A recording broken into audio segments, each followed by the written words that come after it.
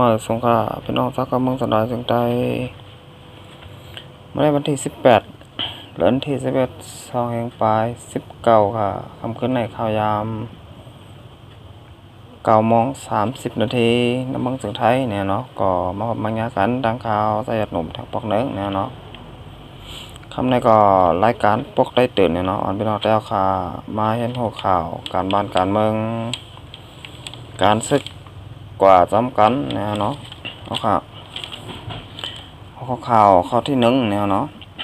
ปางกลุ่มจุ่มปุบโอ่งกับงี้เนี่ยเนาะตาพอโตเนี่ยเนาะ NCA ปอกคำ2เนี่ยเนาะจะเฮ็ดกว่าที่เวียงเกียงใหม่จึงไทยเนี่ยเนาะเมื่อวันที่16 เดือนที่11 2แห่งปลาย19ค่ะข่าวยามซุ้มยิบของกลางเจ้าเคอเนี่ยเนาะเจอลงลายมือ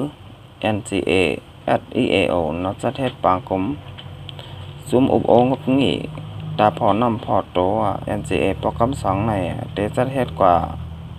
ต่อถึงวันที่18 เดือนที่11 2แห่งปลาย19ค่ะเจ้าศึกลงจ่ายเงินอันเป็นผู้อ่อนโหมกจุมหมอกลัดขอความปุดบางกลุ่มกว่าในเย้าเนาะเจ้าศึกลงจ่ายเงินหมอกลัดขอความ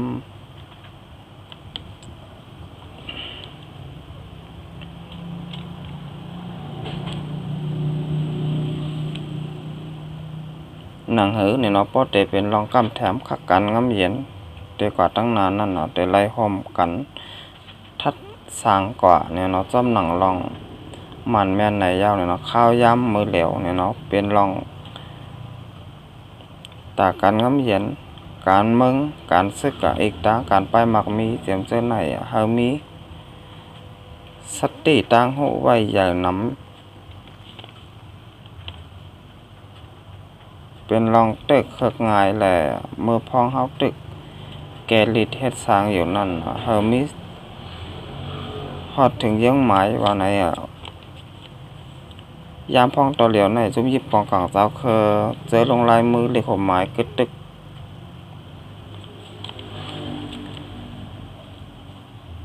จึงเมืองปัดปื้น NCA ตั้ง10จุ่มเฮาขาพร้อมกันขี่เฮอลำเร็วกันเสแลเฮาปอเข้าออกกันนั่นก็หนังหือปอเตมันกึมกว่าตั้งนานนั่นก็เป็นปุนพรเฮาขาทั้งหมดเดลัยเฮ็ดสร้างวันไหนคักกันงำเย็นข้องคำอยู่ในมีกว่า2 ปีปลายยาวแลหนังหือคักกันงำเย็นเตลีมาเสเก่านั่นอยู่ที่จุ่มลงลายมือ NCA เนี่ยเนาะตั้ง10จุ่มเตไลออนกันเนี่ยเนาะคัดใจกว่าหังผอยหังมันหนังหือลองการคักการงำเย็นเนี่ยเนาะ NCA เนี่ยเนาะเตียนมีไว้10จุ่มปลาใบปลาตับซึกจึงแล้วค่ะ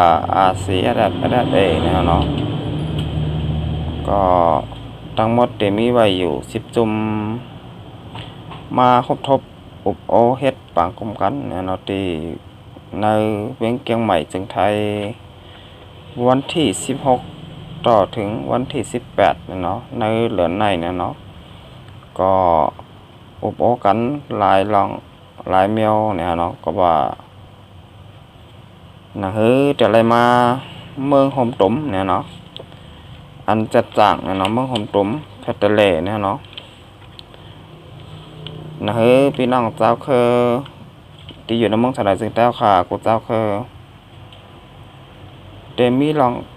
ตัดทางขอเนี่ยเนาะมีศูนย์ใดศูนย์เปลี่ยนทางขอเนี่ยเนาะมีศูนย์ใดศูนย์เปลี่ยน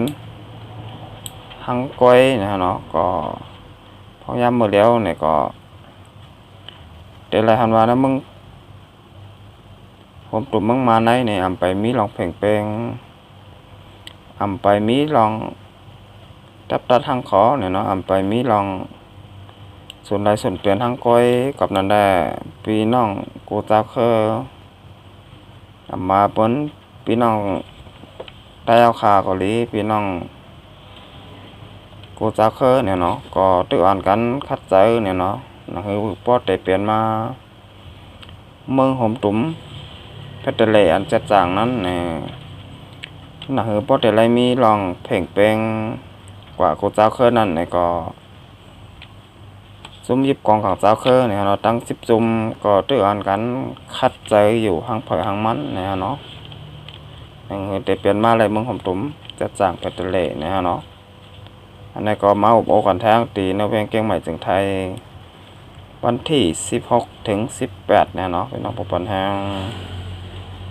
อันนี้ก็เป็นข่าวเนี่ยเนาะเอามาตีข่าวเว็บไซต์ได้รับแล้วแต้มต่างไว้นะฮะเนาะเอาค่ะก็นะเข้ามาด้วยทางหัวข่าวข้อที่2เนี่ยเนาะอันนี้ก็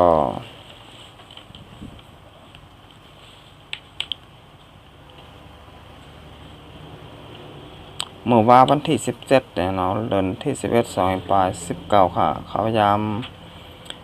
กลางเหนือเนี่ยเนาะสังขาแลตักกาเนี่ยเนาะโหกจ้องน้ำลิ้นอ้อนกันตรงหนึ่งปกป้ายสารคัดจุ้มคุดฐานหินอยู่เจียมเจ้าก้อยหน้าพองยามมอกหนึ่งมองนั่นมอกหนึ่งมองกลางวันเนี่ยเนาะ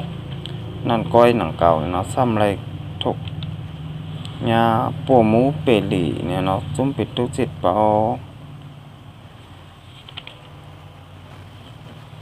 ได้เก่าเนี่ยเนาะ10พงเต็กเต็งมาจูปูกัง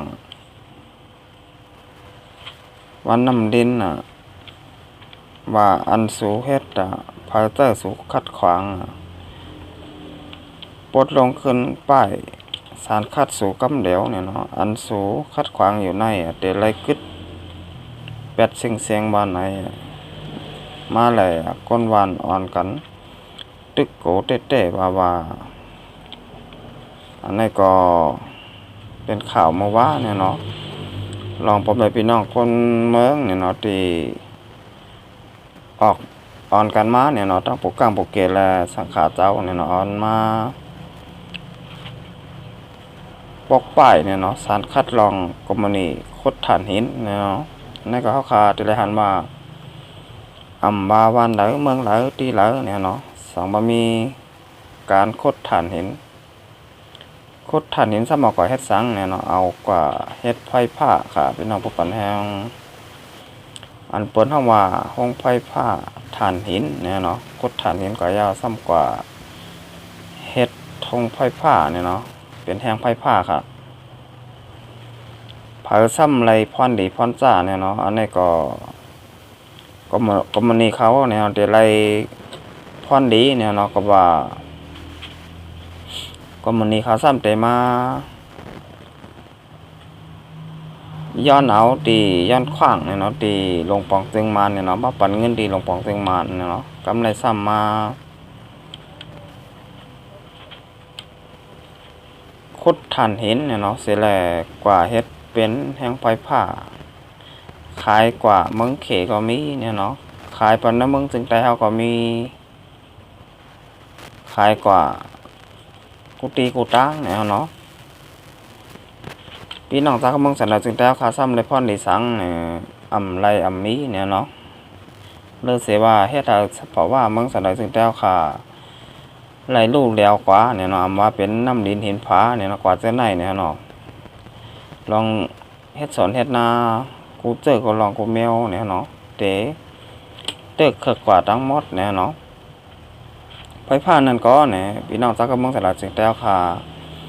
ซ้ำเตไรเสือขึ้นก้อยเนี่ยเนาะอำใจว่าเตไรมาหลายๆเนี่ยเนาะกำนันได้ลองกรมนีเขามาคดฐานหินเสียแล้วแต่เตกว่าเฮ็ดแห้งไฟฟ้าไหนเนี่ยมันเป็นลองป้ายหมักมีก้อยเนี่ยเนาะกรมนีเขาก็ไล่พรดีเนี่ยเนาะลงปองจึงมานเขาก็ไล่พรดีเนี่ยเนาะพี่น้องเจ้าก็เมืองสันดาจึงแต่ค่ะแต่ก็ไล่พรจ้าก้อยเนี่ยเนาะมันเตมาเฮ็ดให้สัพพะว่าเมืองสันดาจึงแต่ค่ะเนี่ยเนาะไล่ลู่ไล่ก้อยกว่าจ้อมเนี่ยเนาะแต่เฮ็ดให้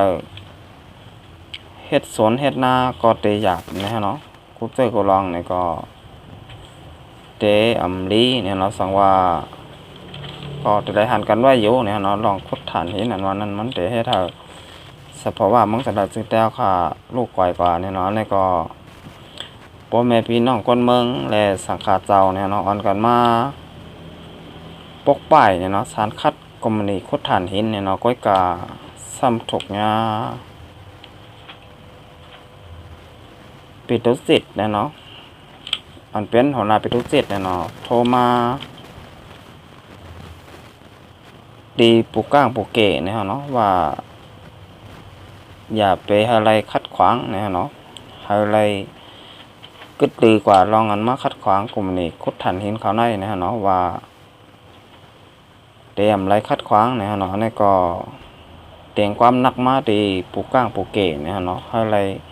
กึดดีกว่าลองอันมาสารคัดลองกลุ่มนี้คุดฐานหินในเนี่ยอย่าอะไรสารคัดเนี่ยเนาะนี่ก็เป็นนั้นดีใจเล็กจอมเตะๆนะครับเนาะพี่น้องแล้วก็มึงสันดาจึงได้ค่ะที่อยู่ในพื้นที่นั่นเนี่ยเนาะคาร์บอนมาก็หลวงเลยก็ยันตั้งใจแถมเนี่ยเนาะมันหนังตับซึกซึ่งได้ค่ะเนี่ยเนาะอาเซียโคไลเกาหลีเนี่ยเนาะตับซึกซึ่งได้ค่ะ LPP วันให้เกาหลีเนี่ยเนาะอยู่ในพื้นที่แล้วก็ย้อนตั้งใจแถมเนี่ยเนาะที่พื้นที่นั่นเนี่ยเนาะให้เปิดมาจอยเกลิดปัญหาเขาคากว่าเนี่ยเนาะเพราะว่าเขาขาก็ย้อนตั้งใจแถมเนี่ยที่หลวงปู่จึงมาได้ก็บ่นว่าเตยหยาบเนี่ยเนาะก็ว่าก็มันนี้ในเนี่ยมันก็ย้อนตั้ง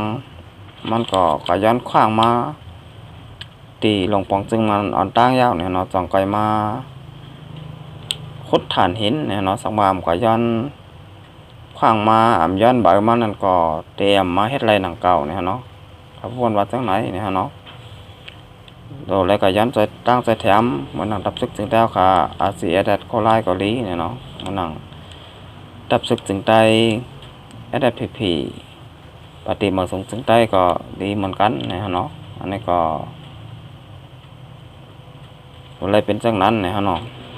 เอาค่ะศึกษาในเนี่ยเขาครับมันต้อยแทงของข่าวข้อที่3เนี่ยอันนี้ก็พี่น้องแต่ค่ะเตะไรหันเนี่ยเนาะข่าวปังตึกอยู่กูมือกูวันกูขิงกูย้ำเนี่ยเนาะเมื่อวานเนี่ยก็เกี่ยวกับเลยลองปังตึกเนี่ยเนาะตีเจตอนเกี่ยวกับแม่เฮียไทยผมแม่พี่น้องคนเมืองเนี่ยเนาะเลยปลายผัดยานเฮนเยหมอก300ปลายเนี่ยเนาะ300ปลาย3ปากเนี่ยเนาะหมอก3ปากเนี่ยเนาะก็ว่าปลายเพปางตึกเนี่ยเนาะปางตึกซึกลงปองจึงมาแลดังซึกร้อยดังที่ NLA เนี่ยเนาะเป็นปางตึกกันเนี่ยเนาะเมื่อวานเนี่ยก็ได้ไล่หันข่าวเนี่ยเนาะในโซเชียลออนไลน์เฟซบุ๊กออกไว้ตั้งน้ำเนี่ยเนาะเตียนจุ้มยิบกองกลางเขาเนี่ยเนาะยื้อหมักหลงเข้ามาในหมู่บ้านตีวานเคยนิ่มเนี่ยเนาะเฮียไทยพ่อแม่พี่น้องคนเมืองไลเตอร์จากหมักบาดเจ็บกว่า1ก่อเนี่ยเนาะอันนี้ก็ได้เฮียไทยคนบ้านไลโกไลเฮไลปลายเนี่ยเนาะกว่าอยู่ที่จ้องมนเจ้าเนี่ยเนาะกว่าอยู่ที่วัดขึ้นเงินเนี่ยเนาะเวงจอกแม่เนี่ยเนาะตั้งวัดปังนิ่มและเจเวงน้ำสั่นเนี่ยเนาะยานไกลหมอกคกลักเนี่ยเนาะคนปลายเพก็จะมีอยู่หมอก3ปากนะฮะเนาะกำลังได้ก็จะเป็นใบผู้ยิงและตั้งลูกอ่อนนะฮะเนาะแต่ยันปลายเพซึกเสือเนี่ยเนาะไลโกไลเฮไลปลายย้อนปังตึกซึกลงปองจึงมาแต่ตั้งซึกร้อยตั้งเทียนเอาเป็นปังตึกกันนะฮะเนาะที่น่าจะเป็นเกี่ยวกับแม่เฮียไทยพ่อแม่พี่น้องคนเมืองเนี่ยเนาะไลปลายก็อยู่ไว้จอมการจอมจ้องเนี่ยเนาะก็นี่อยู่หมอก3ปากเนี่ยเนาะอันนี้ก็เป็นนั้นจะเล็กข้อคมจอมเตะๆเนี่ยเนาะพี่น้องเจ้าก็เมืองสันดาจึงแต้วขาในเมืองจึงได้ปอท่องเนาะอัมบาข้าวแล้วคิงแล้วเนี่ยก็ได้ไรหันมาไรไปเพศซึกเสืออยู่กูขิงกูย้ำเนี่ยเนาะอันนี้ก็เป็นเหตุการณ์เหตุงาน มาข้าวเหตุการณ์เหตุงานก็ซ้ำไรปลายอยู่เนี่ยเนาะอันนี้ก็เป็นต่างทุกข์อยากพึดกินใจเนี่ยเนาะพี่น้องตาก็มึงสันใดจึงแต้วขาติอยู่ไว้นะมึงจึงได้ปอดห้องเต้ๆเนี่ยเนาะอันนี้ก็ย่านให้ปังตึกนั่นกึดดีกว่าเนี่ยเนาะไว้เนี่ยเนาะพี่น้องตาก็มึงสันใดจึงแต้วขาติอยู่ไว้นะมึงจึงได้ปอดห้องเนี่ยเนาะเดี๋ยวไรมาเหตุการณ์เหตุงานหาเร่งต้องห้างปล่อยห้างมันกันกว่าเนี่ยเนาะอันบ่อะไรมาไปเพปังตึกซึกเสริมเมื่อหนังเมื่อป่นมาแต่ต่อถึงพองยามมือเดียวเนี่ยอันนี้ก็ย้อนให้ปังตึกนั่นกึดดีกว่าไว้เนี่ยเนาะครับคำขึ้นได้เนี่ยรายการปกได้ตื่นเนี่ยก็แต่ยันดูไว้ก่อนเนี่ยเนาะจะไปมาพบมายากกันทางวันนาเนี่ยเนาะมาส่งก็